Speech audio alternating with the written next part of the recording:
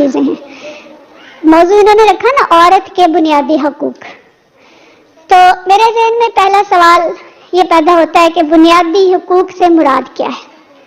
Number 2، یہ اس definition کا تعین بھی کون کرے گا کہ بنیادی حقوق سے مراد کیا ہے؟ میں یا آپ یا کوئی این جی او یا کوئی اور؟ ٹھیک ہے، اس سے بھی غور کرنا ہے. تیسری چیز یہ کہ اگر کچھ حقوق کا تعین ہو گیا کہ جی یہ بنیادی حقوق ہیں، تو ہمارے معاشرے میں ہم خاص اپنے پرسپیکٹو میں بات کریں گے کہ ہمارے معاشرے میں عورت کو وہ حقوق مل رہے ہیں یا نہیں مل رہے. ڈاکٹر صاحب نے بہت ساری ماشاءاللہ اس میں ہمیں بتایا کہاں کہاں پہ فلاز ہیں، کہاں کہاں نہیں مل رہے، کیا کیا ڈیفیشنسیز ہیں. اس کے بعد یہ کہ اگر نہیں مل رہے تو ہم کیا کر سکتے ہیں.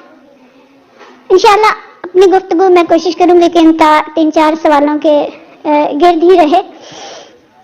پیاری بہنوں، عورت ہو یا مرد، میں سمجھتی ہوں کہ پہلا بنیادی حق یہ ہے کہ اس کے وجود کو تسلیم کیا جائے، اس کو شناخت اس کی جو ہے وہ اسے دی جائے، اور اس کے بعد اس کو معاشرے میں وہ مقام دیا جائے جس کا وہ حقدار ہے. اس کو زندہ رہنے کے لیے پھر اگلی جو اس کی ضرورت ہے کہ اس کی جتنی فزیکل اور جتنی ڈیمانڈز ہیں، مادی ضروریات ہیں، وہ سب اس کو مہیا کی جائے. پھر اس کو شخصی آزادی دی جائے، اس کی عزت نفس مجروح نہ کی جائے. محبت اس کا حق ہے، شیئر کرنا اس کا حق ہے، جتنی آپ لے سکتے ہیں ساری چیزیں. پھر اس پہ وہ ذمہ داریاں نہ ڈالی جائیں جن کا وہ مکلف نہیں ہے. اسی طرح سوان بہت ساری شاید یہ لسٹ جو ہے یہ لمبی ہوگی. نمبر 2 یہ کہ ان حقوق کا تعین کون کرے گا؟ کہ یہ تو ایک لسٹ ہے جو ہم نے دے دی، اس میں شاید اس لسٹ میں بہت سارا اضافہ معاشرتی لحاظ سے آپ کہہ لیں، مشرق اور مغرب کے لحاظ سے، اور بہت ساری اس کی قدریں مختلف ہوں گی. تو ان کا تعین کون کرے گا؟ خواہشات نفس کے تابع انسان یا سو کالڈ ڈپرائیوڈ عورت یا وقت کی غالب قوم، اس کے قانون دان؟ مطلب ایک سوچ تو یہ ہے کہ آپ یہ ساری بات کرتے ہوئے مذہب کو سائڈ پہ رکھتے ہیں. آپ جو بات کریں انسان ہونے کی حیثیت سے کریں اور انسانی کے لحاظ سے آپ اس پہ ساری ڈسکشن کریں. لیکن ہم بہرحال مسلمان ہیں اور ہماری سوچ یہ ہے کہ آپ کسی بھی معاشرے کی، تمدن کی، کسی سوسائٹی کی بات کریں گے، اس میں بنیادی چیز جو ہوگی وہ اس کا نظریہ ہوگا جس پہ وہ سوسائٹی چلتی ہے. اور ہم اسی نظریے کو ہم کہیں گے کہ وہ ہمارا نظریہ اسلام ہے، اور ہم اگر اسلام کو نکال دیں گے تو پھر ہماری اور ان کی تہذیب میں کوئی فرق رہ نہیں جائے گا اور پھر ہم بھٹک جائیں گے.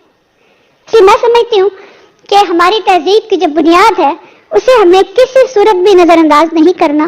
حقوق کا تعین کرتے ہوئے، حقوق مانگتے ہوئے، حقوق دیتے ہوئے ہمیں ان ساری چیزوں کا خیال رکھنا ہے.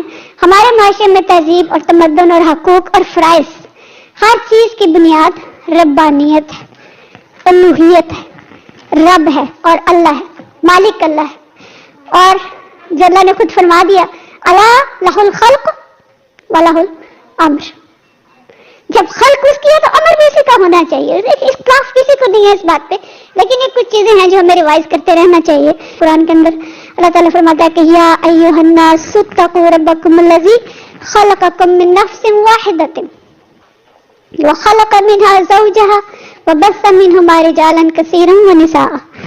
کہ عورت ہے یا مرد، اللہ کہتا ہے کہ ڈرو اس رب سے، ایک نفس سے جس نے تم سب کو پیدا کیا، پھر ازواج بنائے، جوڑے بنائے، اور پھر بہت ساری عورتیں اور مرد دنیا میں پھیلا دی.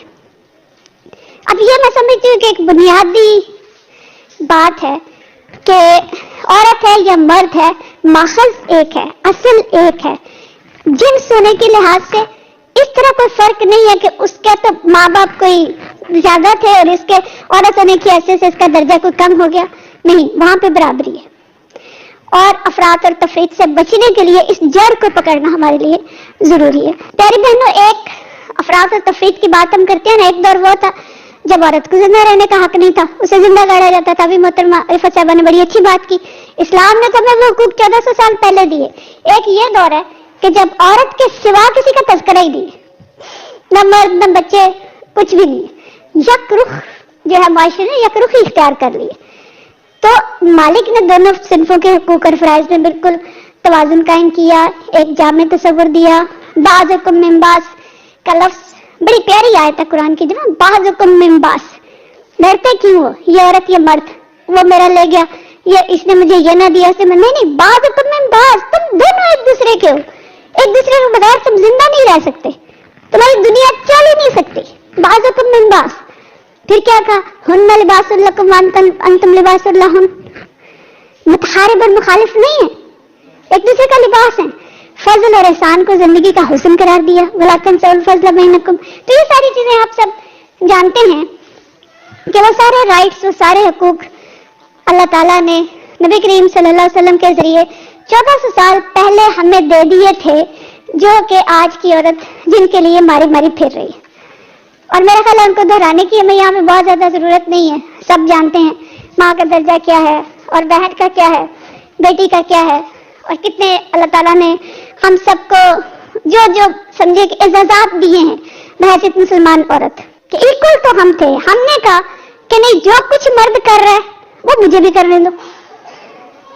اب مسئلہ تنخواہ میں برابری کا ہے. جو آج کی عورت لڑ رہی ہے، مرد کی تنخواہ زیادہ، میری کم ہے. لیکن مجھے تو بڑے اس چیز کو سوچ کے کبھی کبھی احساس ہوتا ہے کہ اللہ نے تو اس سے کہیں بڑا مرتبہ دیا تھا.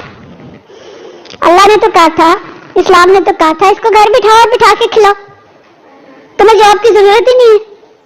اور آج آپ اپنی تصویر بھی دیکھیں، اگر ڈائیور پہ آپ دیکھیں جو بیچاری میزبان وہ لڑکیاں، اچھا آپ ایئر ہوسٹس کو دیکھیں، وہ جا رہی ہے لاہور سے لندن اور لندن سے واپس لاہور آ رہی ہے، 16 گھنٹے 18 گھنٹے کی ڈیوٹی کر کے وہ آتی ہے. اور کل ایک تصویر میں نے دیکھی اخبار کے اندر، ریلوے وومن گارڈز، ان کی پاسنگ آؤٹ پریڈ ہوئی ہے.